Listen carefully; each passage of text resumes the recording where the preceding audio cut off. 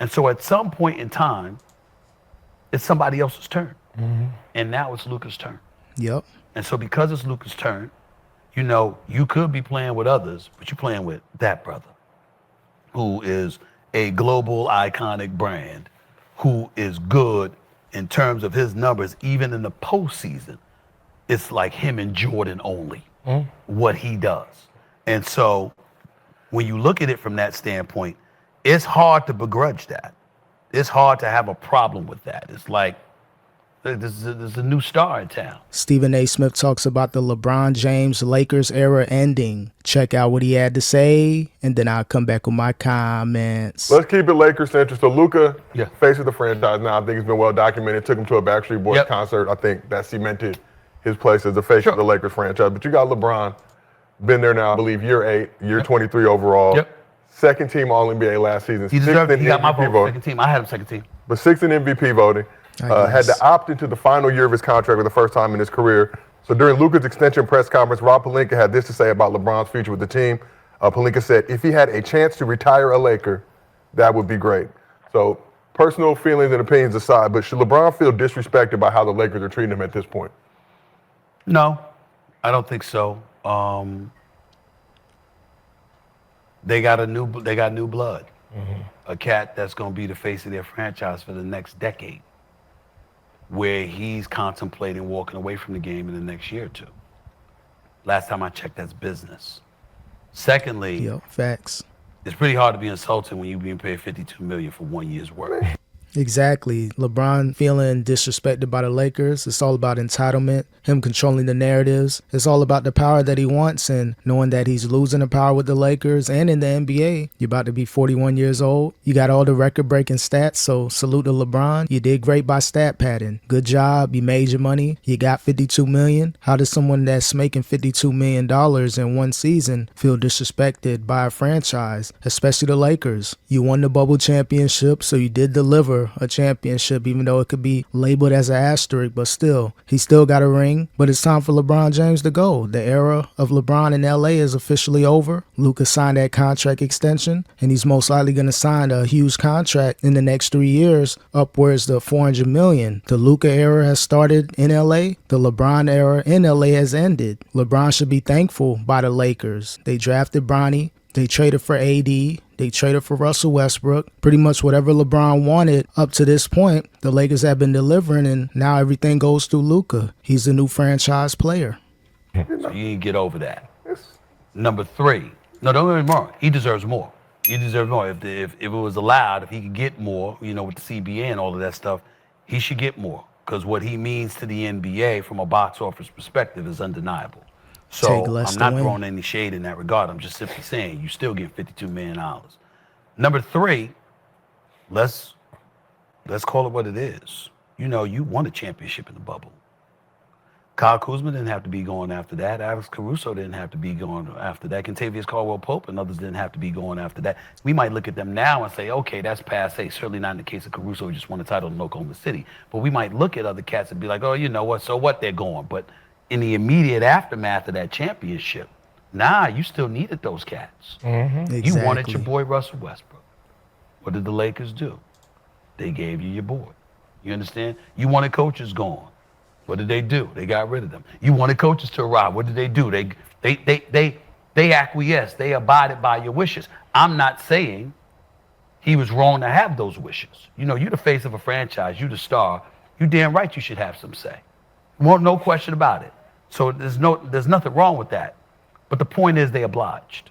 Again, it was something wrong. Let's break it down. The AD thing, 50-50, they did win a championship, but they did trade away the young core. The main issue was the Russell Westbrook, getting rid of KCP, getting rid of Kuzma, getting rid of Caruso to get a Russell Westbrook. Terrible move by the Lakers. That's what really messed them up in at least winning another championship. You mortgaged your young future to get some veterans that either don't fit with the team or that's injury prone in AD. So again, he can always say he won a championship even though it was in the bubble. But the Lakers did everything for LeBron and he's ungrateful.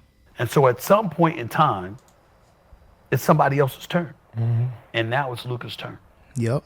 And so because it's Luka's turn, you know, you could be playing with others, but you're playing with that brother who is a global iconic brand, who is good in terms of his numbers, even in the postseason, it's like him and Jordan only, what he does. And so when you look at it from that standpoint, it's hard to begrudge that. It's hard to have a problem with that. It's like, there's a new star in town. That doesn't mean that your star has to descend. You go out on the court and you can show you still that dude. But this brother is that special, and that can't be ignored. So back. If anyone's going to have an issue with it, it's going to be LeBron, only because he wants as much power as possible to make personnel decisions, front office decisions, firing and hiring coaches. Again, he was able to get his podcast partner, JJ Redick, a job right before he lost power with the Lakers. But yeah, most players, they wouldn't have an issue having an icon like Luka Doncic on the franchise, going to give you a better chance of winning a championship. But LeBron has an issue only because he's jealous. He lost all his power with the Lakers, and he's just another player. All personnel decisions go through Luka and Rob Pelinka. LeBron, he'll find out about it, later on after things have been done. LeBron isn't used to that. He's jealous of Luka Doncic, and he has an issue by not being the first point of contact with the Lakers anymore. On August 2nd, Luka Doncic agreed to a 3-year max extension with the Lakers, keep him in LA until at least 2028. Which also makes him eligible to sign a projected 5-year deal for more than $400 million down the road. Luka been looking slim and trim this summer, focusing on his diet and workout regimen, balling with Slovenia in Eurobasket. Yeah. Obviously still has a chip on his shoulder based on how that Mavs situation ended with him getting traded to the Lakers. But what are your expectations for Luka in his first full season with the Lakers? I think that the Lakers are title contenders. I do not think by any stretch they're favorites, but they're being a mix. I think J.J. Redick did a hell of a job last year. And I think he's a damn good coach. His attention to detail, his willingness to get in the ass, hold cats accountable. I'm a Darvin Ham fan. I didn't think that Darvin Ham deserved to lose his job with the Los Angeles Lakers. He did get him to the conference finals. And then when they got bounced in the first round, both losses were against Denver. And there's no shame in that with Nikola Jokic. So we understand that. But that doesn't negate the fact that J.J. Redick has proven to be a great hire.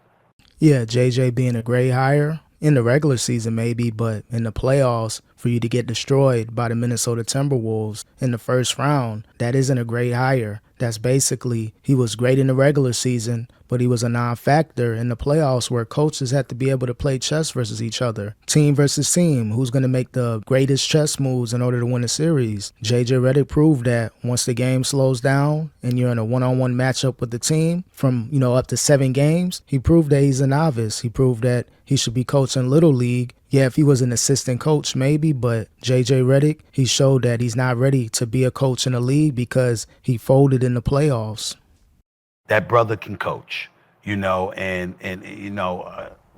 good relationship because he worked at ESPN with me and the whole bit, and I was rooting for him to get the job once it was open, and I'm happy he got it. Having said that, I don't think they have the personnel to upend Oklahoma City, a healthy Dallas squad.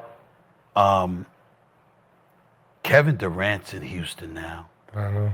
Let me tell y'all, son. Listen, it's KD, y'all. We can act like we don't know, but we better recognize, brother, the truth. So if you got him with Amen Thompson, who I love, all right? Shagun's still there? Van Vliet's still there? Yo, y'all, they could do some things. I can't see the Lakers beating those teams. And they weren't even the ones that knocked them out. It was Minnesota who sent them home. And Ant-Man's game ain't going anywhere. He's going to continue to elevate. So when I look at Luka, here's what I love about him being in shape.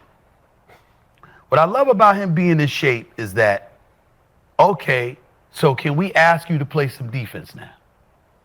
I mean, people were blowing by you. I mean, hell, it looked like I could blow by you. I mean, damn. What, you going to play some defense? I mean, because you got to do that because everybody, listen, he had an injury-marred season last year. He was out of shape, plus he got traded, so psychologically he was messed up. The brother still averaged 28, 8, and 7. There's Luka we talking about here. He is special, okay? So we can't ignore that. And I expect him to be even more lethal offensively this upcoming season. And I don't expect any slippage from LeBron because I think that he's defied Father Time for so long. I expect him to continue that because the one thing we can never question about him, he's always in phenomenal shape. He takes care of himself. But who else you got? Who else is Austin Reeves gonna step up? Lemon Daddy. You know, Daddy. I mean, Lemon Daddy. You know, I'm just saying they got to do something. I just think that it's not that they're a bad team; they're a good team. I think their depth is a question mark. I think they need another legitimate scorer. And I think that there's about at least 4 teams in the West better than them. Yeah, it's going to be tough for the Lakers to come out of the Western Conference. It's going to be difficult for them to win a playoff series. Best case scenario with the Lakers, their ceiling is probably a top 6 seed, 4 through 6. So that's what they need to aim for. Don't try to go into the play-in and have a chance to lose and be out. That's going to be terrible, and that could cause J.J. Redick being fired. But either way, Lakers still got a good opportunity to compete, but they need more pieces. Is Austin Reeves going to be that third piece? Can he complete the three-headed monster, the trio with the Lakers? Or do they need to try to trade Austin Reeves, knowing that he wants a contract, to get another scorer out there? So it's going to be tough again for the Lakers. You got the Rockets, the Timberwolves, the Nuggets, the Clippers are going to be a factor. OKC Thunder, of course. The addition of KD on the Rockets, it's going to be tough for any team to beat them in a 7-game series, especially the Lakers. So, again, Lakers, avoid the play-in and maybe have a chance to get an upset in the first round. But it's going to be difficult for the Lakers in the playoffs. But as far as the Luka era starting and the LeBron era ending, I agree with that. This will be LeBron James' last season with the Lakers.